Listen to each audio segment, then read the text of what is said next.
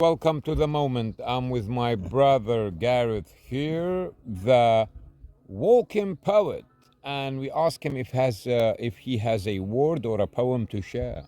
Right, poetry should be seen and not heard. Read quietly, under the decent seclusion of a duvet, in the isolation of the shower, in the privacy of your own home. You're not supposed to read it loud. Or worse yet, remember the words. Allow them to roll in, to break like waves, to soak to the bone, to be born in the blood, to fizz, to beat, to speak from the heart.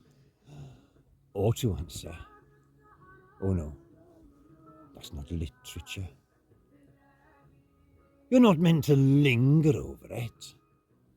Indulge it, like people who taste their food, or spend hours gawping at some painting.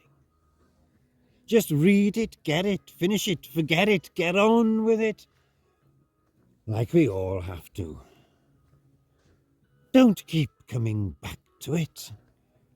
To the smoke on the wind, to the fire in the night, to the moment that trembled and burst and blew across forever. Oh, that didn't happen. Not to you. We don't want to know about your struggle with the unspeakable beauty of the morning and the cruelty of the light. We don't want to hear the tenderness aching in the storm, the devastation yearning in the kiss, the revelation burning in the mist. Honestly, like it matters. Like some sunny moment bursting out of mind, the canvas flapping in the wind, the blue sky shining in your eyes, the silence breathing after the rain.